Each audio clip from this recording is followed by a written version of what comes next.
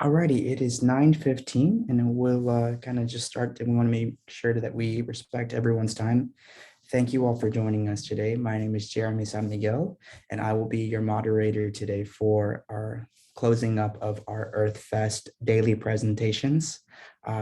We want to make sure to invite you all to attend our pollinator tree planting that's going to be occurring here at the Brownsville campus at UTRGV at the Pollinator Cantina at 11 a.m. And then, of course, to not miss tonight, our finale of our Earth Fest Film Fest.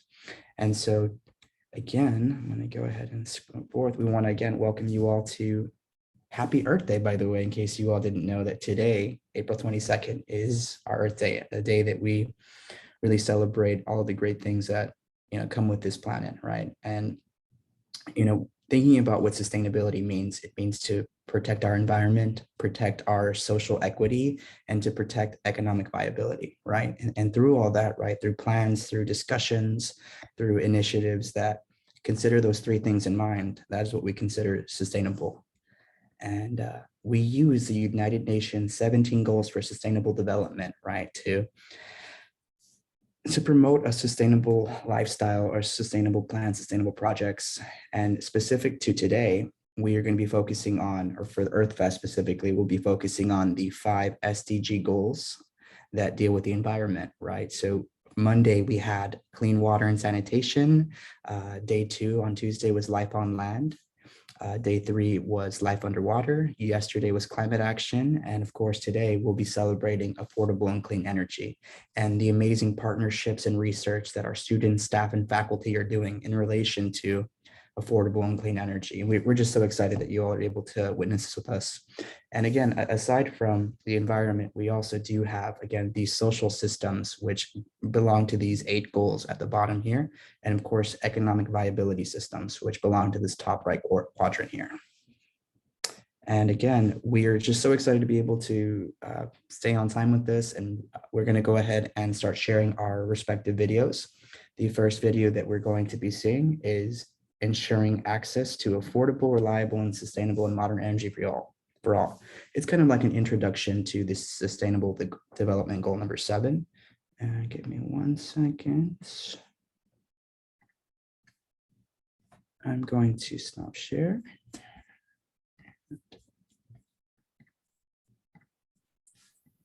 Please let me know if you all are not able to hear. Ensure access to affordable, reliable, sustainable, and modern energy for all. Did you know that until 1850, cooking was done by scrubbing 2 stones together? It's not that long ago. Nowadays, we can't imagine our daily lives without electricity. But more than 1.2 billion people live without it, most of them in Africa and Asia. Without electricity, clinics can't work, students can't study, and entrepreneurs can't direct their competitive companies.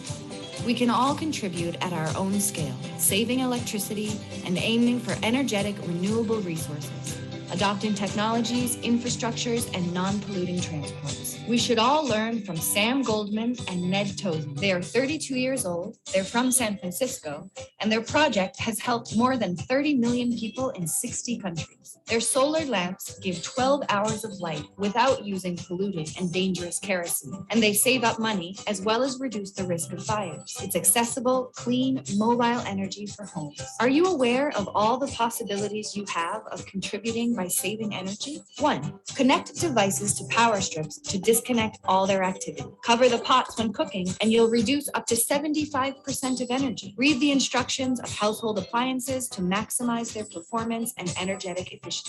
2. Conduct an energy counseling at home. A little investment will allow you some savings in your bills and mostly a reduction of your consumption. 3. Save energy also in transport. Public transport saves 4 times more energy than the car, and the savings you can achieve by walking or going by bike are 100%. 4. In winter, try to have an efficient heating system at home. Remove furniture and objects that block radiators, revise the boiler, and remember that every extra degree means a 7% increase of consumption. 5. Inform yourself of renewable energy uses, share your knowledge, and support sustainable energy projects for schools and houses. Use your energy. Use your power.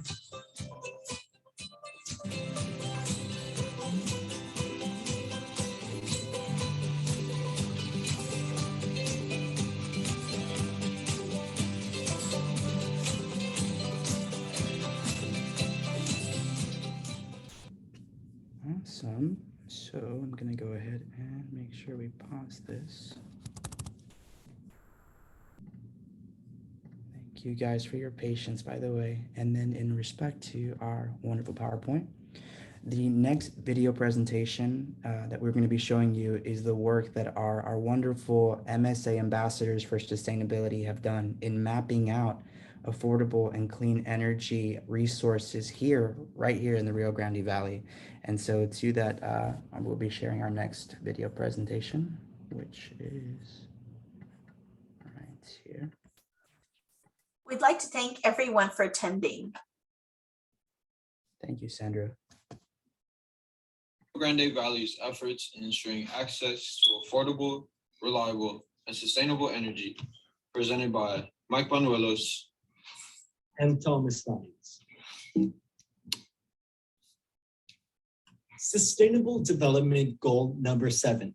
So according to the United Nations Agenda 2030 Sustainable Development Goal number 7, there are 5 targets to hit by 2030.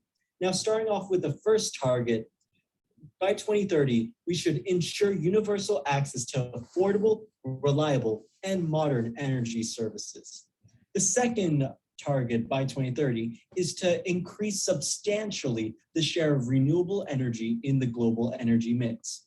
This means to basically increase the percentage that clean energy makes up when it comes to the global energy mix, which means increasing the amount of clean energy. The third target is to double the global rate of improvement in energy efficiency. This means making solar panels and wind turbines more efficient and better able to harness energy from the sun and the wind, which would produce more clean energy. The fourth target is to promote access to research, technology, and investments in clean energy. By promoting access to all of these things, people would be able to implement clean energy in their everyday lives by, for example, switching their homes to solar or things like that. The fifth target is to expand and upgrade energy infrastructure for developing countries. This goal is for the whole world. So it's important that developing countries, when developing their energy infrastructure, also develop clean energy infrastructure. our mission statement. With a concern of unreliable, unsustainable, and harmful energy solutions such as fossil fuels, coal, and oil that harm the earth and its people, goal number 7 of the United Nations 17 Sustainable Goals hopes to increase easier access to energy that is reliable, affordable, and sustainable for all by the year 2030. This presentation showcases the efforts of businesses, companies, and people within the Rio Grande Valley in Texas in achieving goal number 7, the wind farms and solar panels. Wind farms in the valley. The San Roman wind farm is made up of 31 wind turbines and produces a total of 93 megawatts of clean energy per year, which is enough to power 30,000 homes. The Los Mirasoles wind farm is composed of 2 wind farms, Hidalgo Wind Farm 1 and 2, and is made up of 125 wind turbines that produces a total of 250 megawatts of clean energy per year, which is enough to power around 89,000 homes. The Cameron Wind Farm is made up of 55 turbines and produces a total of 165 megawatts of clean energy per year, which is enough to power 59,000 homes. The Los Vientos 1 and 2 wind farms combined is made up of 171 wind turbines and produces a total of 405 megawatts of energy per year, which is enough to power around 120,000 homes. The Los Vientos 3, 4, and 5 wind farms combined. Grammarly can help you write quickly and confidently, so you never have to sleep. It takes to power all the cities on Earth, or where that energy. Excuse me, team. I apologize for that. I have no idea where that noise is coming from.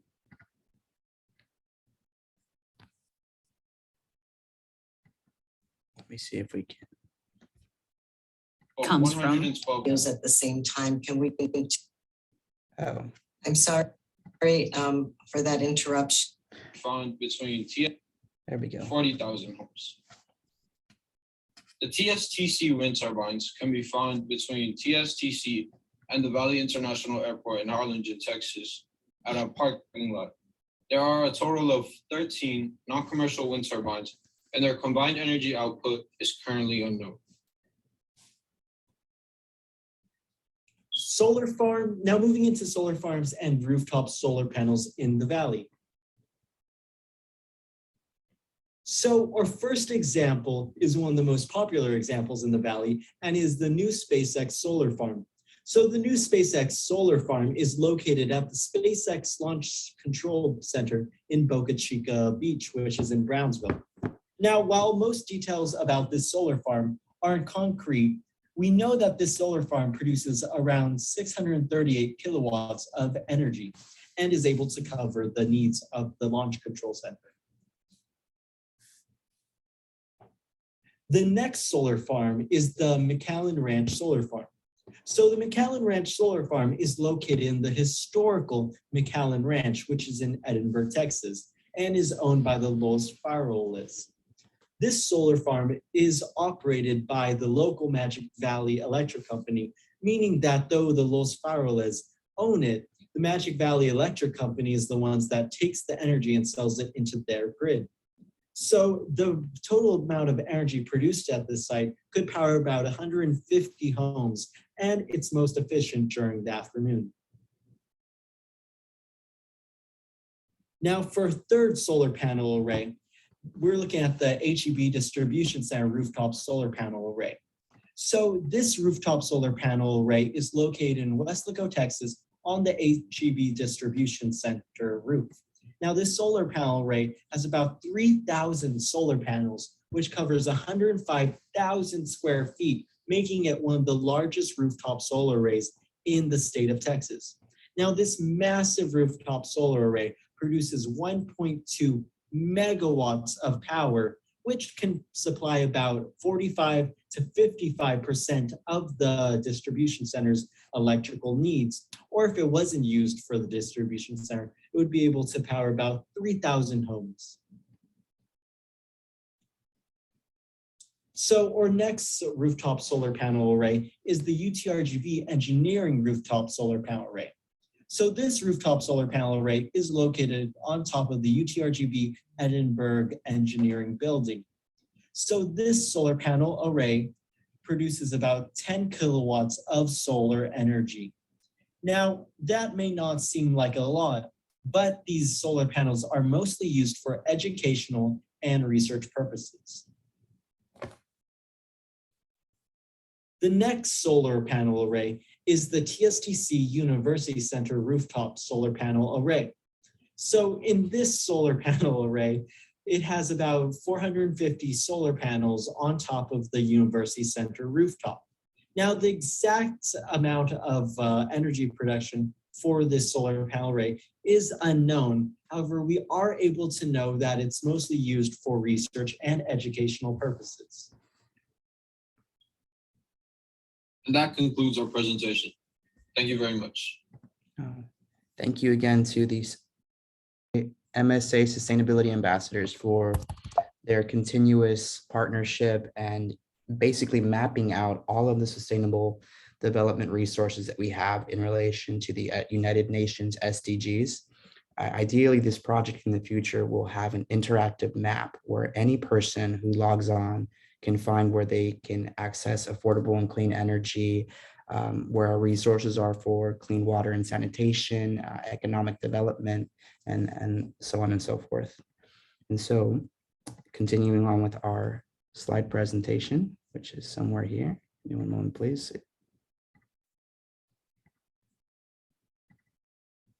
We are on a wonderful video from Nat Geo, which is going to cover renewable energy and climate 101. So super excited for that. So the next video.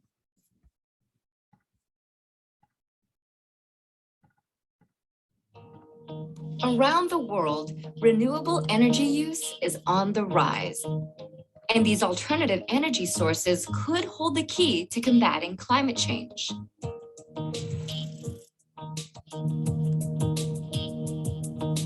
What is renewable energy? Renewable energy is generated from sources that naturally replenish themselves and never run out.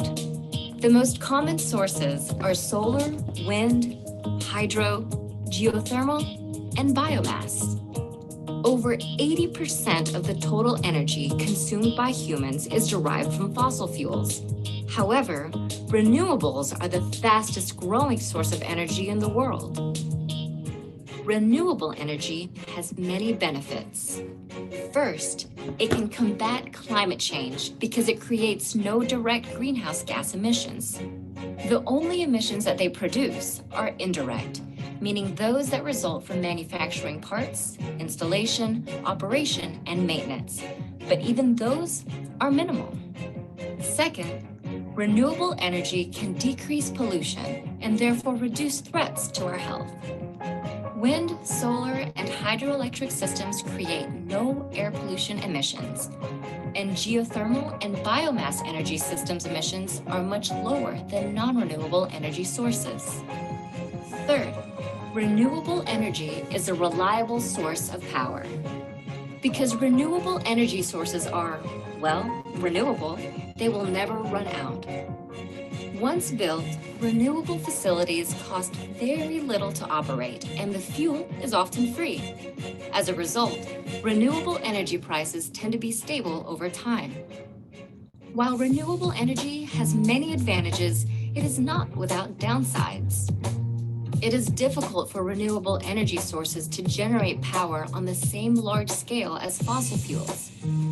Building wind farms and dams can disrupt wildlife and migration patterns and lead to ecological destruction.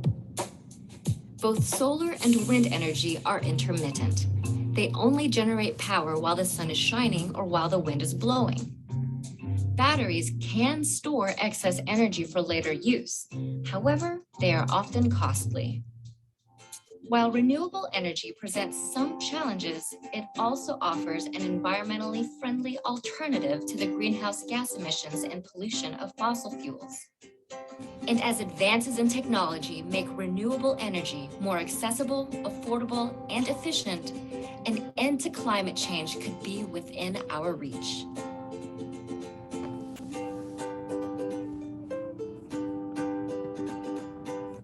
That was very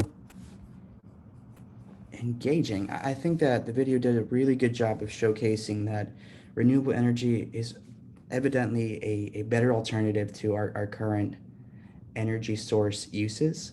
But it's not to say that there isn't more innovation and recommendations that can happen in the future, right? As we start looking more into renewable energy resources.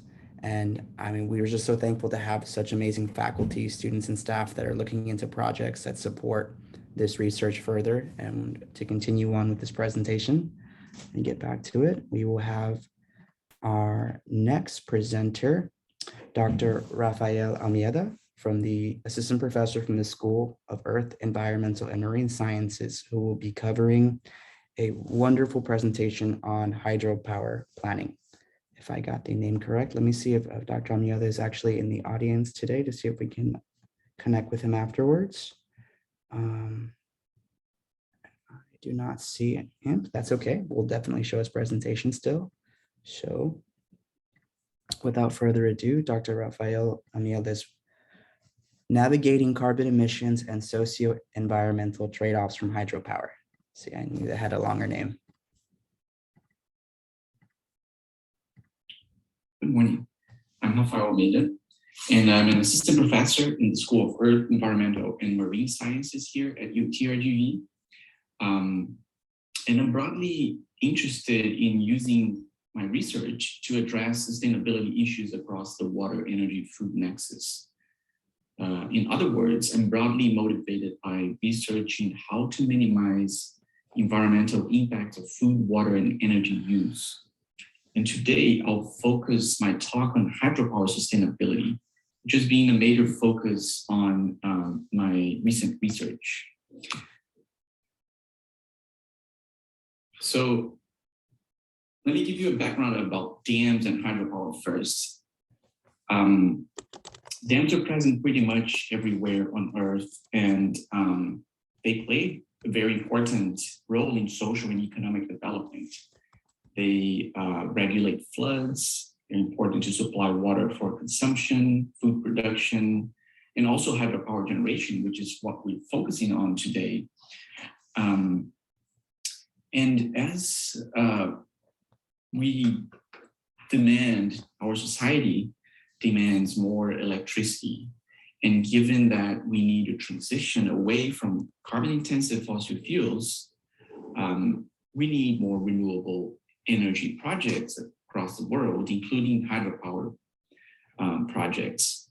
In the future, there's a lot of wind and solar that will be implemented to meet these decarbonization goals, but hydropower has been historically a central renewable energy source, and many dams may still be built, as you can see here in this map, summarizing the list of hydropower projects that may be implemented over the next decades in many of our world's remaining free-flowing rivers.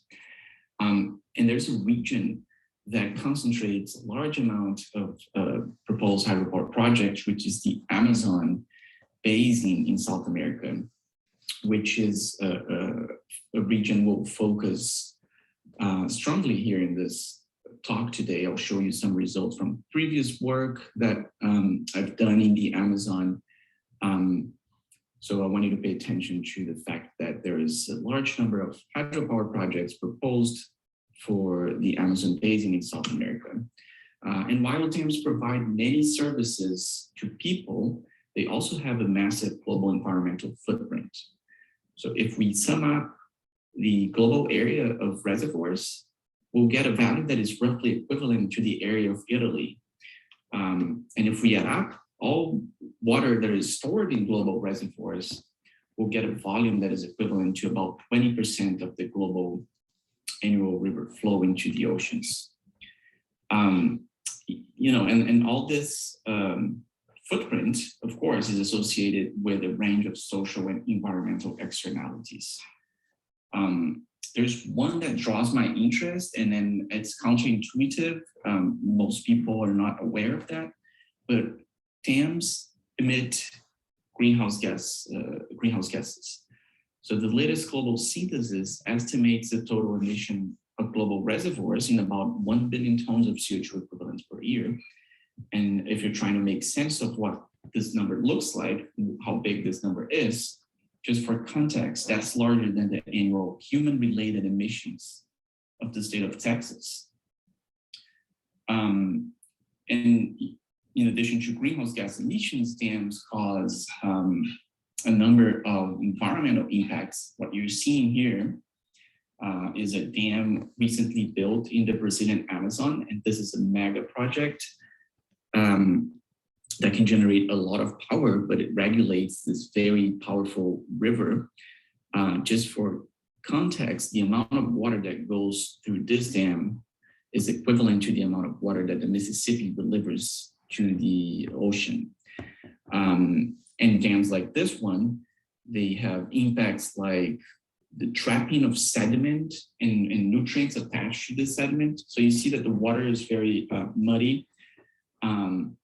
This water transports sediment. These sediments are important to build floodplains downstream for the geomorphology of the river, but they're also important from an ecological point of view, because when these sediments are deposited on floodplains, they fertilize these floodplains and boost primary production and life of a range of organisms. So when you build a dam, you slow down the river, the water velocity, you create conditions in which sediments tend to sink, and you create sediment buildup behind dams in reservoirs. There are issues associated with water quality. There are problems with downstream hydrology. So when you build a dam, you're regulating the natural flow of the river. And organisms that live downstream, human populations that fish downstream, and so on, they are highly dependent on this natural flow regime. And when when we change the hydrological variation, the natural hydrology of the river, that has multiple consequences as well. And then a very known consequence of dams is effects on downstream hydrology.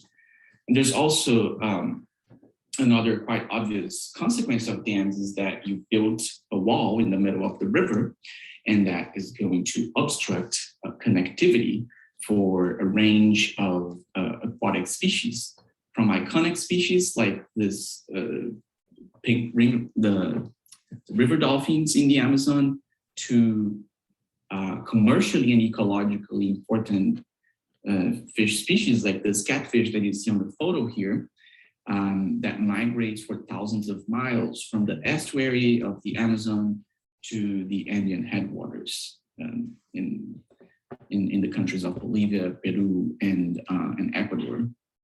So in the face of our society's transition away from non-renewable energy sources and the potential construction of many new hydropower dam sites in the future, I am broadly interested in knowing how we can minimize environmental disruption going forward if new hydropower plants are to be built at all. And as I mentioned, greenhouse gas emissions is one of the variables that I tackle with my research. And I now want to walk you briefly through the idea of hydropower, of greenhouse gas emissions from hydropower. Let's start with the fundamentals of greenhouse gas emissions from reservoirs. What you're seeing here is a pre-dam landscape, and then there's a footprint of a hypothetical reservoir outlined in blue here.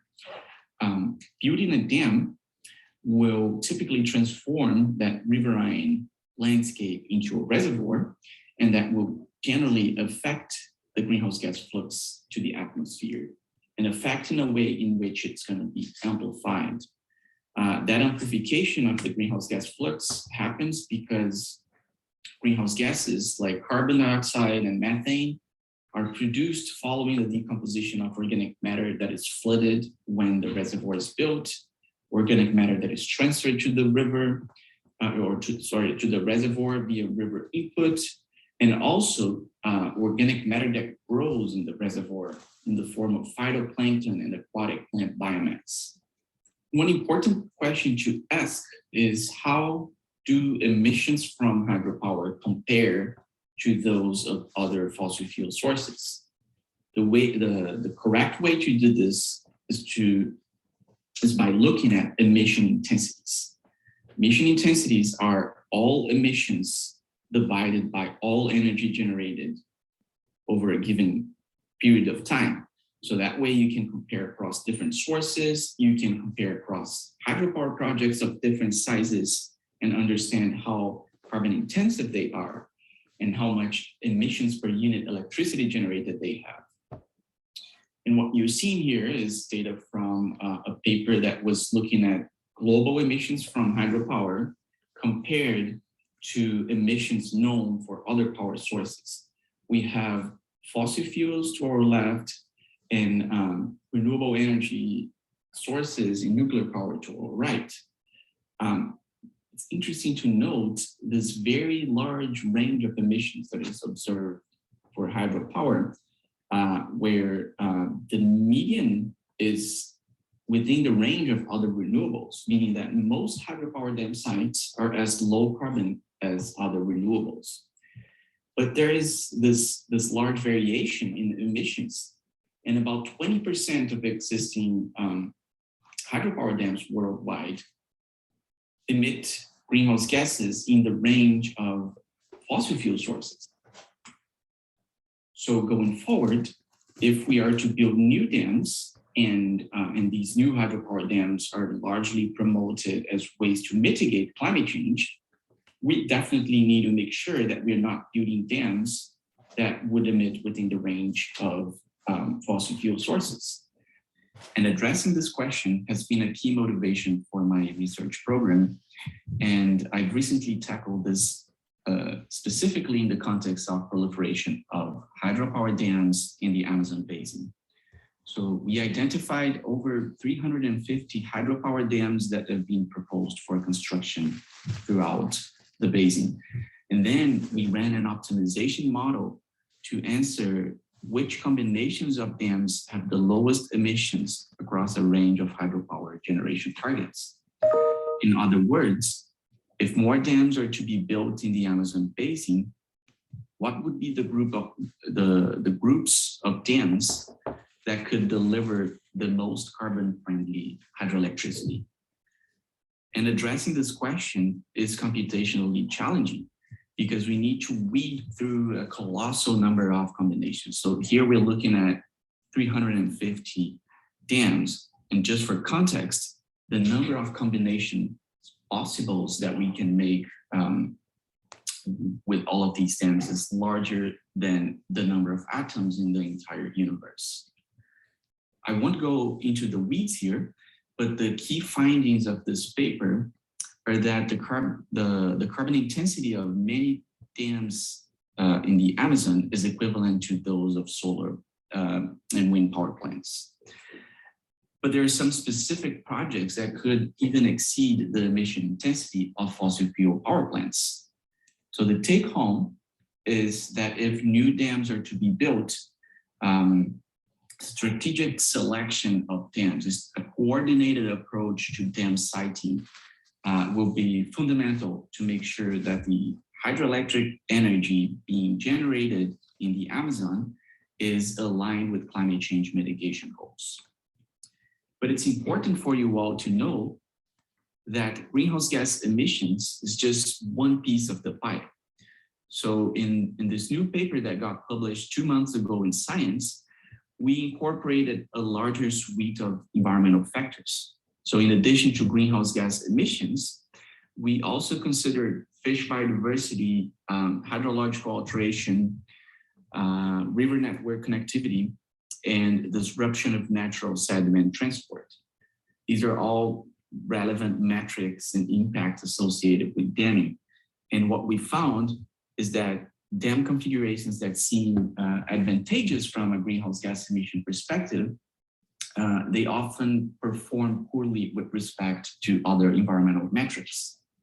So there's no one size fits all solution, and trade-offs among criteria need to be carefully accounted for.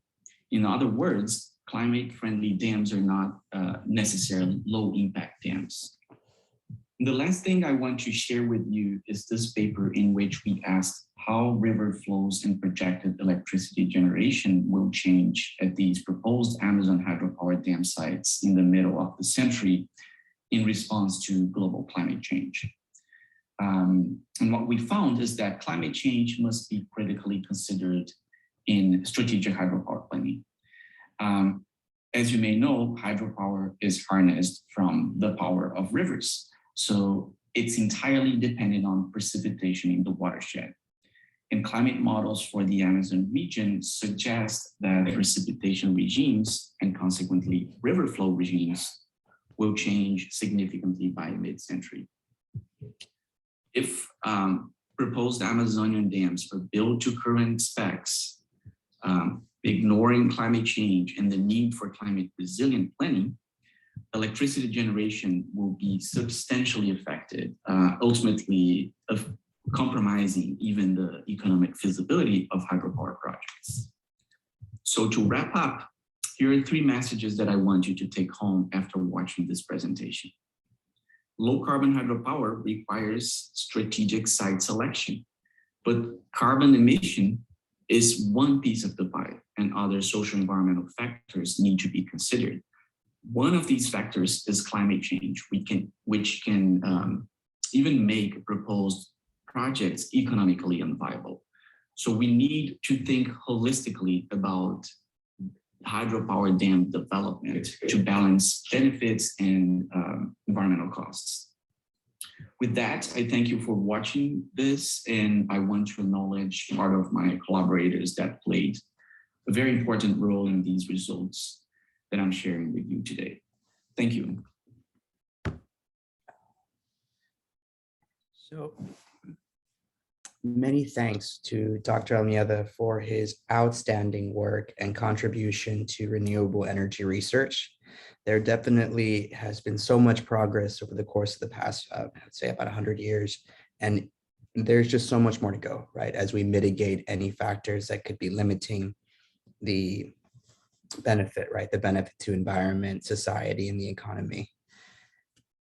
And we actually have a comment from Luis Llanos that renewable energies are an excellent way of not harming our planet, and an excellent presentation, right, from a previous one that we had. And it's just to show that we're just so proud, right, to be able to showcase this research, these projects with you all. And as we continue on, let me get back to our featured presentation. Next, we will be hearing from JJ Serrano, which is the facility leader at HEB in Weslaco. And he'll be doing a wonderful presentation on these solar panel rooftop arrays that they have. And without further ado, let me go ahead and share JJ's presentation with you all.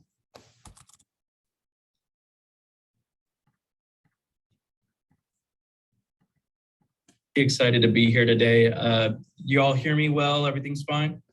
Yes, we can hear you. Awesome.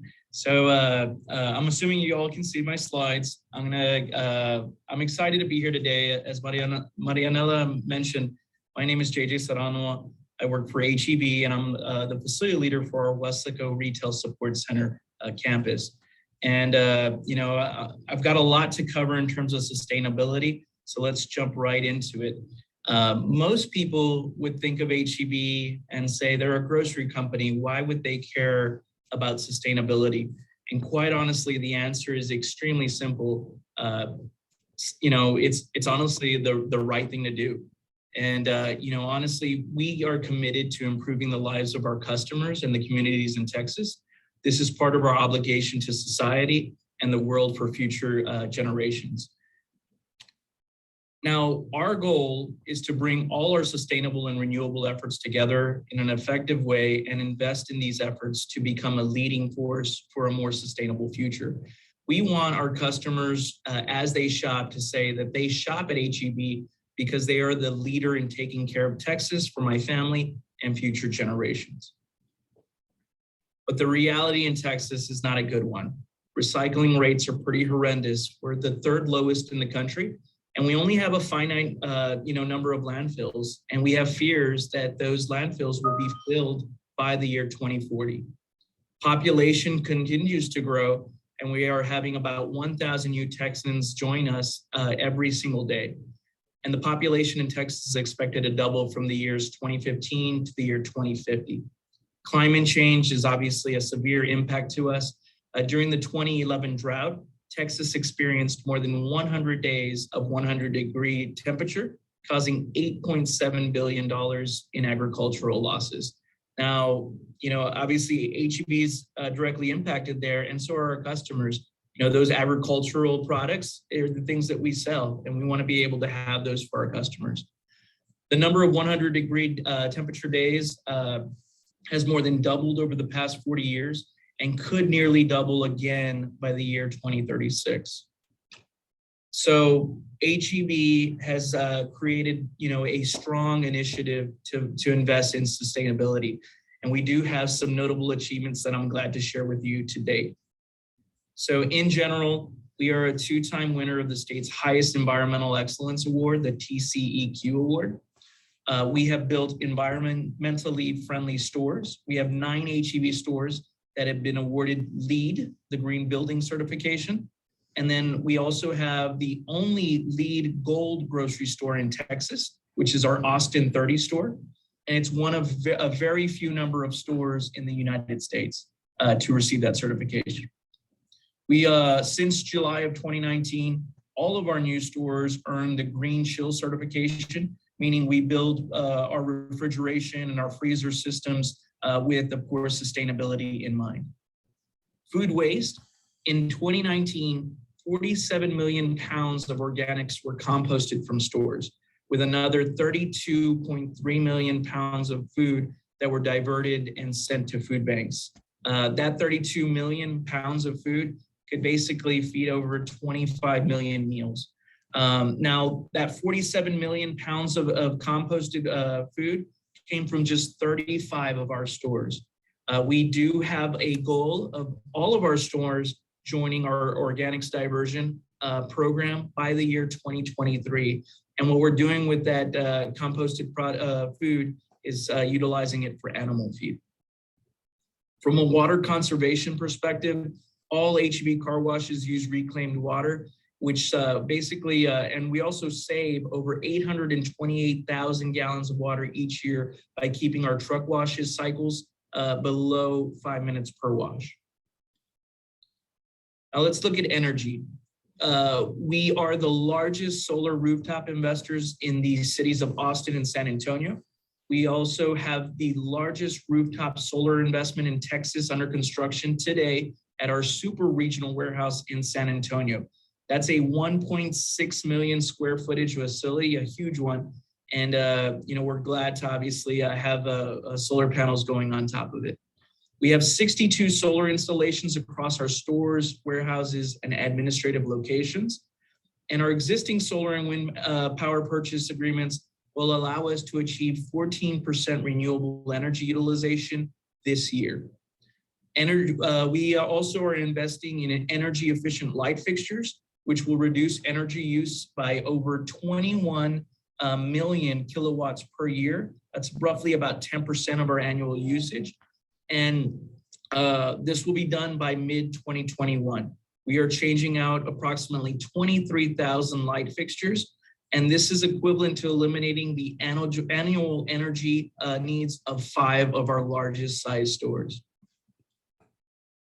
When you look at recycling, since 2004, HEB has collected and recycled 50 million pounds of plastic bags and film from our customers. We have these recycling containers at every single one of our, the front of our stores. So as you guys use those plastic bags, please bring them back and recycle them. We'll make sure that they get to the right place for recycling. 57% company-wide recycling rate across all of our locations, and 527 million pounds of recyclables from stores, manufacturing, and work locations. We also operate 2 return goods centers that receive and sort recyclables from our stores and from our warehouse locations. We also think product sourcing is a big way to make sure we're taking care of the environment. We have an HEB seafood sustainability policy, and it's a partnership with the Environmental Defense Fund to source top quality seafood from socially and environmentally responsible fisheries and farms. We have our HEB animal welfare policy, and we are the largest cage-free seller of eggs in Texas. And then we have a very strong local sourcing policy, and we want to buy local. We want to buy things that are made in Texas, because if we buy local, we cut out a lot of the transportation that's needed, which minimizes emissions and things of that sort. From our transportation department, we've improved fleet fuel economy by 14% in the past 5 years by using new technologies and running engines at lower rotations per minute. And we reduced our use of diesel fuel by over 830,000 gallons each year, and carbon dioxide emissions by more than 8,300 tons annually. This is basically equivalent to removing almost 615,000 cars from the road for at least one day. Some public engagement achievements. We support many different companies and organizations out there. So we support over 75 environmental and conservation organizations throughout Texas and the United States. We support the University of Texas Plastics Research, as well as their Marine Science Institute. We've donated a research vessel to the Nature Conservancy of Texas to support its coastal restoration program in 2017. We've also donated a refrigerated trailer to house saplings over a 5-year replanting effort to restore the lost pine forest that happened after the Bastrop fires in 2013. We've also donated a water truck to assist urban tree planting in the city of Austin. And we support rural recycling with grants. It is difficult for some rural areas to recycle. So we also support them with grants in order to incentivize that process. And then we're a lead retailer funder, or we are the lead retailer funding of habitat protection for bats, birds, oysters, and other endangered Texas species. So when you think about all those projects I just talked about, this is it in a nutshell, right? We believe that focusing on sustainability is extremely important, not only for our partners, which are our employees, but our customers and the communities we serve. It's the right thing to do for us today, as well as our future. So let's talk a little bit about Wesco specific. We did have a first attempt when we opened up our doors in 2007 with a wind turbine.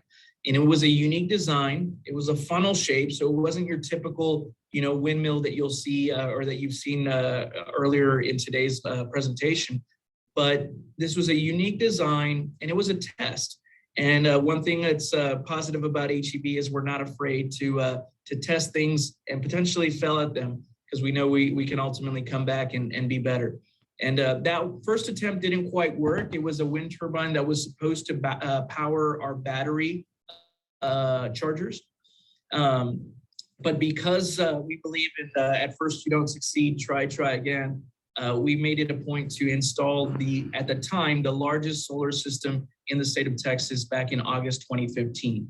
Now it's obviously been outbeat since then, but it's very exciting to know that we had the largest solar system in the state of Texas at one point here in the Valley. And it had 3,000 solar panels, 37 inverters. It is self-sustaining, so when it rains, it basically cleans itself, right? And it's built to withstand Category 3 force winds, so 120 miles per hour. It was a $2.1 million investment with a return on investment of about 10 years. And we believe that this system will get us a lifespan of about 25 to 30 years. So this system produces about 40 to 55% of our annual usage. So it's about an estimated saving about $20,000 per month for about $240,000 per year. But more importantly, really what we're achieving is 7.5 million kilowatts produced in the last 6 years. That's 7,500 megawatts. The annual production can basically serve about 3,000 homes per year. So when you think about the last 6 years that we've had it in operation, we've been able to operate about 18,000 homes just from this one project on one roof. So there's a nice view of the campus. You have, of course, the warehouse on the top left, and you can see the solar panels that are installed on top. I'm hoping, I'm not the best tech guy, but I'm hoping this next video will work. So let's try it out so you can see some of our solar panels on the roof when we were installing.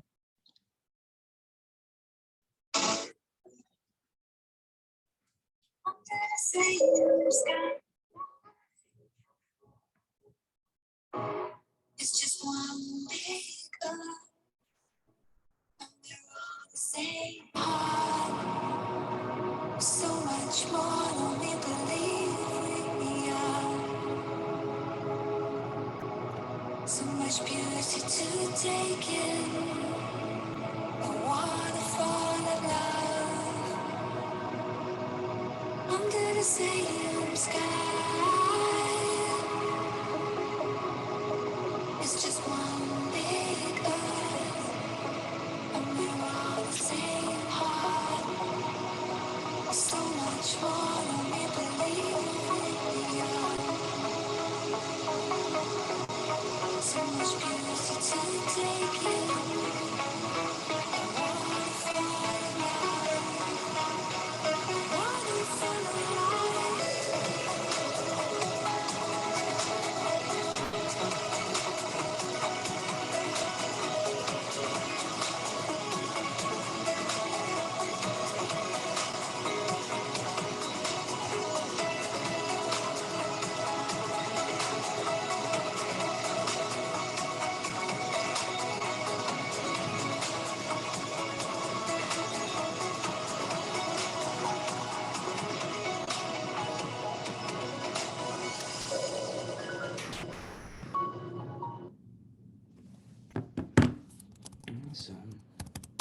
Excuse me. Thank you, Marian.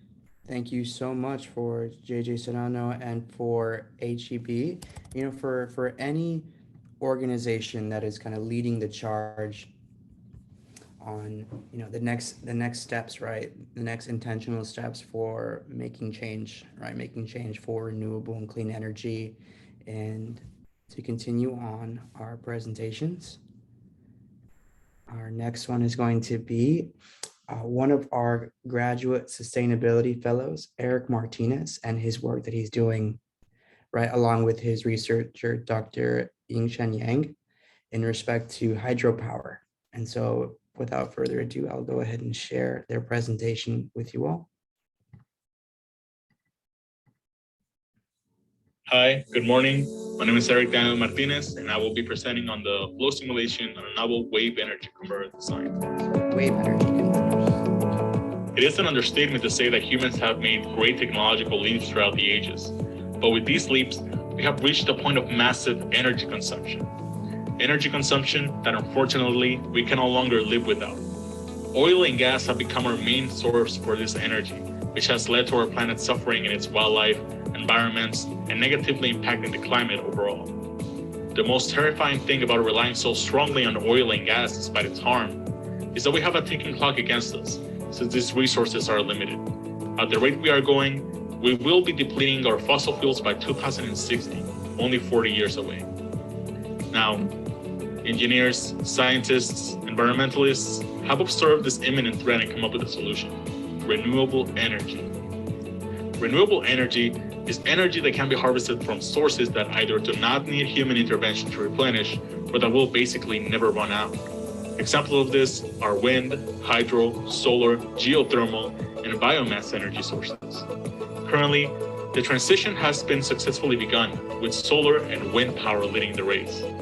Now, when you think of solar or wind power, you might have a clear idea or clear picture of what that looks like, because there is already a good enough design that people are either trying to replicate or trying to improve on. Now, we are trying to further bring wave energy to the limelight as a strong contributor to renewable energy globally. Wave energy is still at a stage where everyone is competing to have the one design that is strong in everyone's minds when they hear it. And as you can see, all of these wave energy converter designs are very different from each other. Now, wave energy holds a much higher power density compared to wind and solar, which have 1 kilowatt per meter each. On top of this, there are always waves in motion in our oceans, compared to the sun, which is not always available to the day and night cycle, and wind, which is variable in its intensity. It holds great advantages, and with enough implementation, wave energy could become the major contributor to the power grid in the near future. Now, our ocean is vast, rich part of our world, with about 71% of the Earth's surface covered by this great blue. It is a source of food due to the fishing industry, tourism due to the beautiful beaches around the world, and it even helps our own existence due to the phytoplankton that provide 50% of the oxygen in the planet. The ocean has provided us with numerous gifts since early humanity, and we have learned to harvest its resources. However, with our many technological advancements, we are still doing the task of extracting energy from the ocean successfully. Many efforts have been made into designing the most successful wave energy converter, or WEC, as they are also called, especially in Europe. Since you can see here, there is a high power density available for the European oceans. However, our research team at the University of Texas, Rio Grande Valley, wishes to become a part in this effort to develop the best WEC design. My name is Erick Martinez, and I have been interested in fluid mechanics since the early onset of my undergraduate career. And I work alongside Dr. Yingshen Yang in the Mechanical Engineering Department and Dr. Ben Xu from Mississippi State University. Through my graduate studies, I have found an immense passion in sustainability and helping save our planet with the help of engineering design. Now, usually, WEC designs take years to even make it to ocean testing, which not all of them even do. Now, that is if they even get there, like I mentioned. All WEC designs look different from each other. However, our team is confident in our design, being the first unidirectional wave energy converter. Most wave energy converters offer very complex designs, composed of controllers that adjust to WEC for the WEC to work with any wave frequency. Since also most WECs work on something called the resonance principle, where the WECs are designed around a specific wave frequency. However, as you may imagine, the ocean is very chaotic, random, composed of multiple frequencies. And as such, the idea of designing around a single one of them turns into an inefficient design. Our design is robust, simple, and modular in the way that it allows for waveform configurations that can be easily installed, maintained, replaced, and uninstalled if needed. Our WEC is composed of two rotor sets, one vertical and one horizontal, with blades with hydrofoil cross sections, which looks similar to a wind turbine cross section or an airplane wing as well. Now, the orientation of the rotor sets will allow the wave energy converter to rotate to a single direction, no matter the direction or frequency of the waves that it encounters in its lifetime at sea. This makes it a WEC that is able to work with omnidirectional waves. Now, although we are years away from even building a full-size prototype, we are interested in studying how this WEC design might perform under different ocean conditions. Now, we can do this with something called computational fluid dynamics, which is a tool that engineers use since the age of computers has been getting more and more powerful. Now, computational fluid dynamics, or CFD, is a science that uses computational power to predict fluid flow phenomena. These simulations can help predict phenomena that is extremely difficult or almost impossible to obtain experimentally. They are used in aerospace, automotive, marine, HVAC, batteries, and many more areas of science and engineering research. Now, these simulations take place by solving sets of very complicated partial differential equations multiple times in a domain that is divided into very small sections known as a mesh. Now, each of these triangles or prisms or cubes are called cells, and all of them put together are what is known as a mesh. Now, by breaking down the problem into multiple smaller sections, you are able to solve each section individually. Now, each of these cells has their own mathematical equations that are solved with Navier-Stokes equations. The solutions of one cell feed into the next, and that one also has its equation solved, and so on until the entire domain has a complete solution. Now, simple simulations can be performed with any computer, but with the more cells, the longer your simulation takes to compute, since there are more equations to solve. However, the more cells you have, the more accurate your solution is going to be as well. Now, due to this, supercomputers are often used for these research efforts. In our case, we were honored to have collaborated with the Texas Advanced Computing Center, which is an internationally renowned supercomputer directed by UT Austin, ranking in the top 10 most powerful supercomputers globally. Now, here's an example of what our simulation looks like. For our simulation, we set up a virtual wave tank with real waves, of which we can control anything from depth, frequency, amplitude, etc.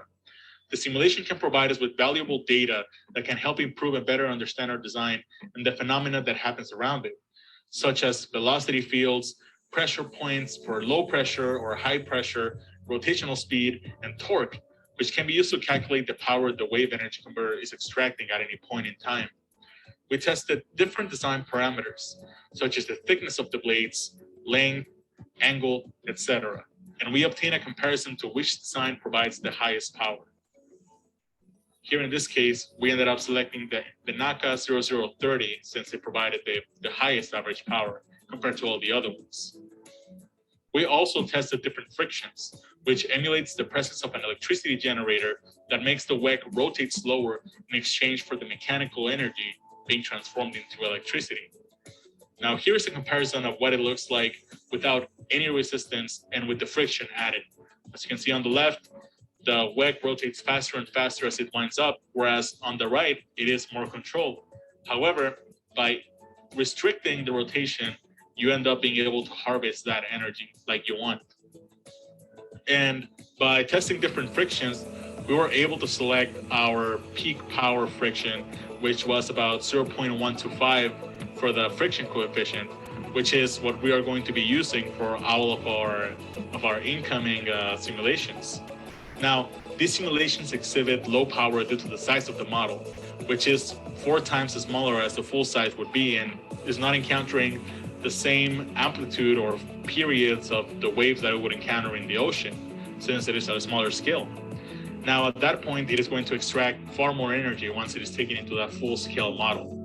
At this stage, we are completed with our WEC design parameters, and we will go into testing different wave configurations to build a power matrix that tells the story of how the WEC will behave under many different high frequency configurations. Now, while our work is going to continue testing different conditions, we are very hopeful that the simplicity of our design will put us ahead in the race towards the best WEC design. We hope that these simulations and design optimization efforts can lead into a full-scale model that can become internationally recognized for its advantages offered. We are very happy to have worked up all up until this point, and we are excited for all the work that is to come from learning more about our design and taking it to full completion. We want to express our thanks to the Sustainability Fellowship as a whole for the support of Ms. Marinella Franklin, Dr. Parvinder Grewal, and the Texas Advanced Computing Center for collaborating with our project. All these have allowed these research efforts to continue strongly toward our goals. And if there are any questions about the project, or if you have any interest in wave energy or CFD, I would love to get in touch with you. And thank you very much for listening. And I would like to open the floor for questions. Thank you.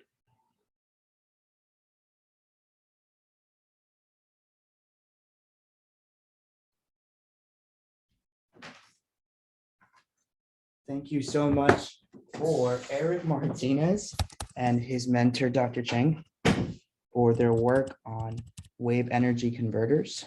Let me see if I can get out of here. Great. And then to continue on with our presentation, I believe we have one really great video entitled Green World Rising. I'll go ahead and share this with you and then have our concluding pieces. Thank you all for sticking with us thus far, and we're just so excited to be able to share this with you all. The scientific community has spoken. Climate change is happening now and is caused by human activity. Fossil fuels, black oil, coal, and gas have created modern society as we know it. But when burnt into the atmosphere, carbon causes climate change. But it doesn't have to be this way. We have the solutions, and we must move quickly to implement them. Human ingenuity, working alongside Earth's natural systems, is building a new world that is sustainable and self-reliant. By harnessing the elements, the sun, wind, and waters, we can move away from our dependence on fossil fuels, decentralize, and create a sustainable economy that will support our modern civilization long into the future. To bend the carbon curve and reverse climate change, we need to stop burning fossil fuels. But how do we power this new world? What does the world look like off fossil fuels? The first thing people need to understand is that we don't need fossil fuels anymore. It's been this terrible myth that has kept us chained to those dirty fuels, that they're a necessary evil, and we just don't need them. We need to start transitioning rapidly, at least by 2020, to a state of clean and renewable energy for all purposes. That's electricity, transportation, heating and cooling, and industrial processes. And we think clean is wind, water, and solar power. So for electricity, it's wind turbines, solar photovoltaics, which go on rooftops or in power plants, even tidal and wave offshore, even geothermal power, some hydroelectricity. For heating and cooling, we need heat pumps that run on electricity and run in reverse for air conditioning. And also for industry, high temperature processes, we'd use electricity or some hydrogen. Solar is proven technology. People have been investing in it for decades. Google, Apple, Warren Buffett's invested almost $7 billion in solar projects. So if you do it right, you can create a really solid investment that generates cash flows every month. And Mosaic is working to make it possible for all of us to participate in investing in this exciting and important new asset class that are banking on the sun. And the reason this would save money in the long run, in terms of electricity, wind, water, solar have zero fuel costs. So once you put up these devices or a wind turbine or solar PV, the fuel cost is zero. And so you stabilize the price over time, whereas fossil fuel prices are going up over time. So if we look at the 10 states in the United States with the highest fraction of electricity from wind in the last 10 years, the price of electricity in those states went up only 3 cents a kilowatt hour. All the other states went up 4 cents a kilowatt hour. So this is evidence that you stabilize prices when you put up renewable energy. We have the capacity, we have the robustness to step up to big crises, to big challenges, and deliver not just nation-shifting solutions, but planetary-shifting solutions. Germany and Denmark, for example, have done a tremendous amount in order to transition both to renewable energy resources, but also to transition the control of those resources from the hands of utilities and the traditional controllers into the people, like cooperatives, farmers, individuals, now providing their own energy. We are at exactly the same moment that Germany was at. We have over 500 coal plants in this country that are fundamentally non-economic. They can't compete with alternatives like solar and wind. So what is going to happen in the next few years, they're going to have to pick an alternative source of power. We could have exactly that kind of revolution, really exciting, democratizing power activities that are happening at the state and local level. You know, for 100 years, we've had power systems that have been centralized. The power plant is out in a remote location, and the power travels from there to our homes and businesses. And the idea is basically to spread it out, to generate power closer to where we use it from all sorts of different sources. Clean energy is one of the largest wealth creation opportunities of our time. If we can make it possible for people to participate in and benefit from that transition, it's one of the biggest opportunities for broad-based prosperity. When communities are making decisions for themselves, they're going to pick renewable energy resources because it's not only a source of energy, it's a source of power and control over their energy future, and it's a source of economic development. Communities are doing what are called microgrids, people creating sort of miniaturized versions of the electricity system. They're doing it on college campuses like University of California, San Diego, and they're doing it in places along the Northeast. In our plans to power the world, we're converting everything. Not only are you going to be powering normal electricity like we do today, but vehicles will be powered by electricity. Even if it's hydrogen, it will be hydrogen produced from electricity. So transportation accounts for about 1/3 of total carbon emissions in the United States. If we want to get serious about mitigating the effects of climate change from the transportation sector, we really need to talk about cutting our oil use, making our gasoline-powered vehicles and trains, planes, and ships more efficient. The second is promoting and developing electric vehicles. And then the third is also promoting the use of non-food-based biofuels. Electricity is traditionally much cheaper to be used as a fuel compared to gasoline. An electric vehicle driver will save about $13,000 in fuel costs over the lifetime of that vehicle, which is significant savings. Airplanes are one of the tougher ones, but there are technologies that can get us there too. You turn that algae into a biofuel, and the whole process sucks up more carbon than it uses. So a carbon negative biofuel can be used to power planes until we have technologies that can fly planes with electricity or potentially other things in the future. Our food system will also be reinvented. Our reliance on big agriculture with pesticides, fertilizers, and herbicides that come with it results in unnecessary greenhouse gas emissions from enormous factory farms. Between 44 and 57% of current CO2 emissions per year can be directly traced to industrial, conventional agricultural practices. As we have 7+ billion people on the planet, as we're dealing with climate extremes, as drought becomes the new normal, what farming system is more resilient? Regenerative organic agriculture is more productive. The organic fields produce 30 to 35% more corn than the conventional fields. Plants that are being farmed organically are more able to respond to the climate extremes that are the new normal. So when people say that we need conventional agriculture to feed the world, look at all the published data showing that we need organic agriculture. The paradigm shift is possible because of the technology shift, because wind and solar are inherently decentralized resources. And so we have this opportunity made possible by the technology. The issue really is one of control over that energy system and one about market share for the utilities. And frankly, they're reluctant to give up what has essentially been a 100-year monopoly over both control of the system and control of the economic resources. Unless we have the rules set up in such a way to allow for broad participation, broad ownership, we may not see that paradigm shift in the control of the energy system. We need to be making the choice to promote the energy technologies that are going to build a more prosperous future. I think we all know that that's clean energy now. If we can get people literally invested in the clean energy future and participating actively to create it, then we've got a lot better chance to avoid the scary climate problems that we face and to all be a part of this better future. It doesn't get a whole lot bigger than this. it is now clear that we can power civilization with sustainable sources of energy. This goal is not only achievable, it is also good economic policy. In a few decades, renewable energy can supply 100% of our world's energy needs using existing technologies, and it would create millions of jobs. Given the global threat of accelerated climate change, it is imperative we transition now. To learn more, go to greenworldrising.org. Oh, wonderful, wonderful video. Let me go ahead and get back to our featured presentation. And so we want to say thank you to all of our participants today who have stuck with us through this full week of daily early morning presentations. And we would like to invite you all, if you happen to be on the Brownsville campus, to join our Pollinator Day tree planting at the Pollinator Cantina.